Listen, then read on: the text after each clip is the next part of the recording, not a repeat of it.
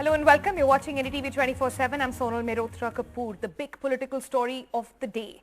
Prime Minister Narendra Modi today reviewed the performance of his cabinet, especially in the second wave of COVID, amidst report of a possible cabinet expansion. A meeting this evening was held between BJP's big three. That's the Prime Minister, the Home Minister Amit Shah and the party chief JP Nadda. Amit signals that there are big changes in the cabinet coming up. He also is said to have assessed the performance of his ministers as well, some of whom were present at the meeting. Also at this point, NDTV is picking up from sources that there is a talk of a major social scheme to be announced in the next few days as party preps for important elections next year, which includes Uttar Pradesh. Now this meeting went on for over 5 hours. What exactly are we likely to hear? Akhilesh joins us on the phone line. Akhilesh, some big ministers today, from Hardeep Puri to Dharmendra Pradhan, Prakash Javadekar, all of them were in this meeting. What is the likely outcome? Well, Sonal, this is a review meeting which happens every year on government's anniversary, and this year, since there was COVID protocol was enforced and there was lockdown, so it could not happen at the time of the anniversary. But now it's happening. It's happening for the past 2-3 days. In fact, Dharmendra Pradhan, Hardeep Puri and Javadekar, they were present yesterday, and today we've been told Ravi Shankar Prasad and some other senior ministers were present in the meeting. There was a detailed presentation by each minister about the working of his ministry, and we have been told that apart from top 3 leaders like Prime Minister Narendra Modi, Mr. Amit Shah and BJP President JP Nadda, BJP General Secretary Organization BL Santosh, he was also present. And since this exercise is going on, and there has been a buzz about a possible cabinet reshuffle because the Modi cabinet has not been expanded since 2019, and there are various vacancies. In fact, some of the ministers are holding more than one portfolio. So there is a buzz that cabinet reshuffle can take place, and that is why these meetings and these review sessions are very important. And we are also told by the sources that in the coming days, the Modi government is likely to announce a major social welfare scheme for the victims of COVID, and this can be in terms of some sort of compensation. The details are being worked out, and the government has already finalized a scheme for the orphan kids, and that is being implemented in all the BJP ruled states. All right, thanks so much for joining us with that, Akhilesh. So that meeting has just concluded, went on to late hours here on Friday evening. And that's not the only meeting the Prime Minister had today. He had the all-crucial meeting with the UP Chief Minister Yogi Adityanath amidst reports of a political chaos in the BJP unit in Uttar Pradesh. And as murmurs grow against Yogi Adityanath in the party and his government's handling of the pandemic. The meeting with the Prime Minister at his residence lasted for over an hour. This meeting, remember, is the second day of his back-to-back schedule in the national capital. Yesterday, he had about a 90-minute meeting with Amit Shah. Now, with less than a year left for UP to elect its next government, BJP has stepped up measures to iron out differences within the party. The party at the moment indicates that there is not going to be a replacement for Yogi Adityanath, but changes in the cabinet, that's likely.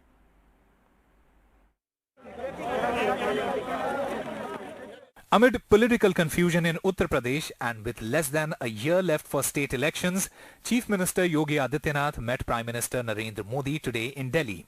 The meeting lasted for more than an hour. Tweeting about it, Yogi Adityanath said, "Today I had the privilege of meeting with respected Prime Minister Modi and get his guidance. I wholeheartedly thank him for taking out time from his busy schedule for the meeting and the council." With less than a year for the assembly elections in the state, BJP is trying to set its house in order in UP. Party sources say very soon there will be a rejig in the state government, including induction of A.K. Sharma, close confidant of Prime Minister Narendra Modi, in the state cabinet. Sources, however, also say that there is no question of Yogi Adityanath being replaced as the Chief Minister of UP.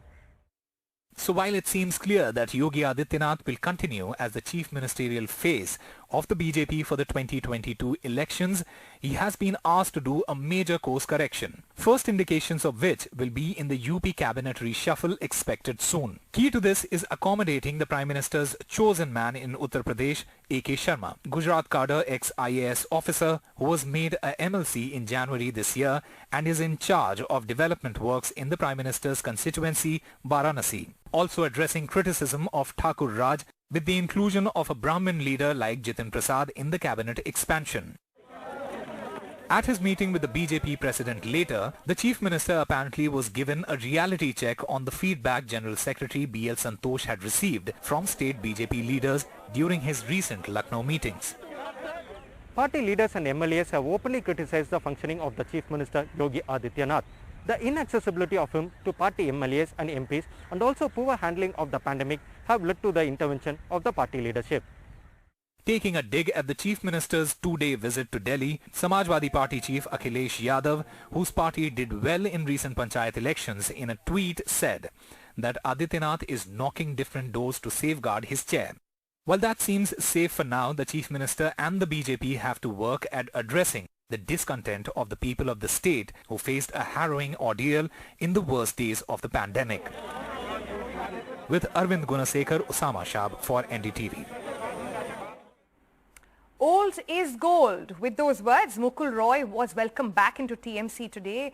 Now Roy, BJP's first import from the Trinamool Congress in Bengal, returned to his former party today along with his son to a much warmer welcome than he may have expected. Now there were hugs exchanged as well between Roy and Abhishek Banerjee. Remember, Mamta Banerjee's nephew said to be one of the reasons why he even quit TMC back in 2017.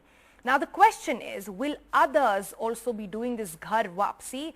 Well, Mamta Banerjee believes there are more coming.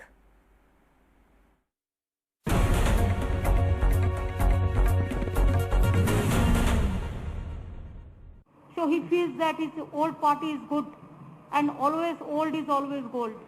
3 years, 9 months and Mukul Roy is back home to a welcome much warmer than anything he may have expected.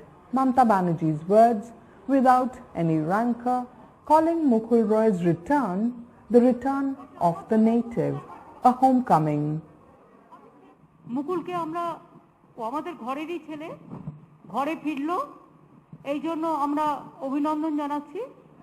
Not just words, optics too. The Trinamool's newly appointed All India General Secretary Abhishek Banerjee, differences with whom was one of many reasons for Mukul Roy's departure, was the one who garlanded him back. আমার অত্যন্ত ভালো লাগছে যে ভারতীয় জনতা party থেকে বেরিয়ে এসে এই নতুন আঙিনায় আমি যাদের সাথে দেখা হচ্ছে কথা বলতে পারছি আমার খুব ভালো হচ্ছে. Best wishes for a new innings in his old party, the BJP said, dismissing Mukul Roy's departure as of little consequence.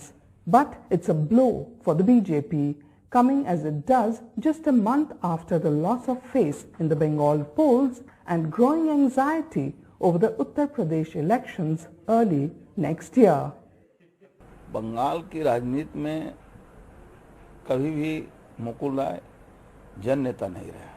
AC room में बैठकर राजनीति बंगाल में नहीं चलती और इनके ऊपर कोई विश्वास नहीं करता. तो पार्टी ने उसी तरह से इनको भी इनके बारे में भी तथ्य सबके पास था कि ये पार्टी के अंदरूनी बातें टीएमसी के पास पहुंचाते हैं. Mukul Roy is back home after that headline-grabbing press conference. But if his return to the Trinamool Congress triggers an exodus from the Saffron Party, the BJP could end up with egg on its face. Sources say Mukul Roy's homecoming is part of Mamata Banerjee's strategy to strike the iron while it's hot and demolish the BJP in the state. মুকুল আমাদের দলে এসেছে, মনে রাখবেন মুকুল কিন্তু ইলেকশনের সময় আমাদের দল বিরোধী একটি কথাও বলেনি. যারা ইলেকশনের সময় গদ্দারি করে বিজেপির হাত শক্তিশালী করতে গেছে এবং গদ্দারি করেছে তাদের আমরা নেব না, এটা আমাদের দলের সিদ্ধান্ত. There is a sword hanging over Mukul Roy's head. The Nadda bribery case in which he is named in the FIR and threats on account of which may have forced his exit from Trinamool. I am not asking you, now everybody is facing that it is nothing new. So from 7 years it is going on. Let them to settle the case immediately. Sarada Nadda, Trinamool Congress is not at all responsible for this. It is the BJP party. Now that he has shrugged off the BJP's so-called protective shield, could an arrest be imminent? Roy was underused by the BJP, perhaps at its own peril. He is possibly one of the first moves by the Trinamool Congress on the chessboard Target 2024. With G.D. Shankar and Saurav Gupta, Monideepa Banerjee, NDTV. Moving on, poll strategist Prashant Kishore, out of the recent success in Bengal and Tamil Nadu, met with Maharashtra politician Sharad Pawar for lunch in Mumbai. The 4-hour meeting with the NCP chief's home was fired really the buzz about Mission 2024 or the next election campaign. Though Prashant Kishore has gone on record here on NDTV to say that it is over. He will not be doing any of the poll campaigning or strategies anymore. But later in the evening, he also called upon the actor Shah Khan. Yes, believe it or not, at his residence in Mannat. Now, sources close to Mr. Kishore described the meeting as a courtesy call and said that they both have been friends for over 3 years and keep meeting regularly. Shah Khan was introduced to Prashant Kishore by Mamata Banerjee. And sources also rubbished rumors about political entry of Shah Khan and also said that there is no question of the actor's production house making a film on Mr. Kishore as well, which was widely speculated. Officially, it is a Thanksgiving trip related to Bengal and Tamil Nadu elections, and sources again close to Prashant Kishore say he will meet every leader who extended support to Mamata Banerjee and MK Stalin, the big winners of the recent state elections. All right, let's shift our focus to COVID now, where black fungus, a potentially fatal condition that is increasingly seen in recovering COVID-19 patients, with 31,216 cases and over 2,000 deaths in the country, has grown over 150% over just the last 3 weeks, putting additional stress on an already battled healthcare system fighting off the deadly second wave of COVID-19. Now, black fungus, a potentially fatal condition, has been a major reason of worry across states. जी sir, हमने 26 तारीख को admit करवाए थे यहाँ से, तो 29 का ऑपरेशन हुआ, 2 दिन तक रेगुलर इनको फंगस के टीके लगे, फिर 1 तारीख से 4-5 तारीख तक 5 दिन तक इंजेक्शन नहीं मिले। तो मैं चाहूँगा कि राजस्थान सरकार से निवेदन करना चाहूँगा कि सप्लाई बढ़ाई जाए। Remy John in Chhattisgarh struggles to bear the cost of black fungus medicine for his wife. Exorbitant price for every injection in market is making her treatment unaffordable. मेरी वाइफ को क्या बोलते हैं कोविड हुआ था 1 महीने पहले, उसके बाद का सिम्टम ये था कि ब्लैक फंगस भी हो गया उसको। जो दवाइयाँ जो चल रही हैं 21 दिन का कोर्स चल रहा है, उसमें एक इंजेक्शन लगता है इन्फोसिस करके। डॉक्टर का कहना है कि 21 दिन का कोर्स है और हर दिन 3 इंजेक्शन लगता है। मार्केट में जो इसका रेट है इतना हाई फाई है कि उसको हम अफोर्ड नहीं कर पाते। Like Mahesh and Remy, tens of thousands of families are fighting a two-pronged crisis: mucormycosis or black fungus and the acute shortage of medicines to cure patients. बिल्कुल दवाई अवेलेबल नहीं है।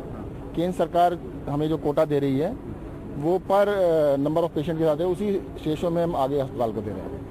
ब्लैक फंगस की दवाइयों की कमी राष्ट्रीय स्तर पे है और सप्लाई जो है करीब 400 डोज हमको प्रतिदिन आ जाते हैं, ऐसा चलता रहा है। लेकिन जिस दिन नहीं आया तो अगले दिन के लिए बहुत बड़ी कमी हो जाती है। दवाइयों का बहुत निश्चित मात्रा में उत्पादन देश के अंदर होता है और जब आवश्यकता पड़ी है तो इंपोर्ट भी करना पड़ रहा है, तो उपलब्धता करना और कराना भी एक काम है। हम लगातार केंद्र सरकार के संपर्क में हैं।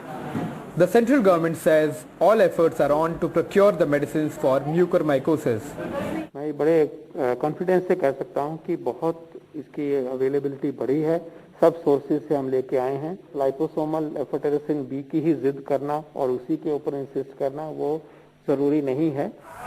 Data accessed by NDTV shows the rapid rise of the disease, up 166% in the last 16 days in 28 states and union territories.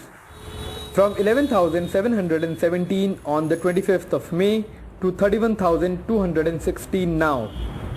24,058 patients are under treatment. The 5 worst hit states are Maharashtra, 7,057 cases, 609 deaths. Gujarat, 5,418 cases, 323 deaths. Rajasthan, 2,976 cases, 112 deaths. Karnataka, 2,567 cases, 188 deaths. Andhra Pradesh, 2,139 cases, 45 deaths. Shortage of medicine has also led to deaths among the patients. In all, 2,109 patients have died of mucormycosis so far. The first step in the direction to solve any crisis is to realize that there is one. In the case of black fungus, like in COVID-19, any kind of lack in transparency or data is only going to result into setbacks in our fight against it. With Parimal Kumar, Harsha Kumari Singh, Sumesh Patel, I'm Akshay Dongre for NDTV. All right, that's all we could pack in this edition. Thanks for watching. Good night.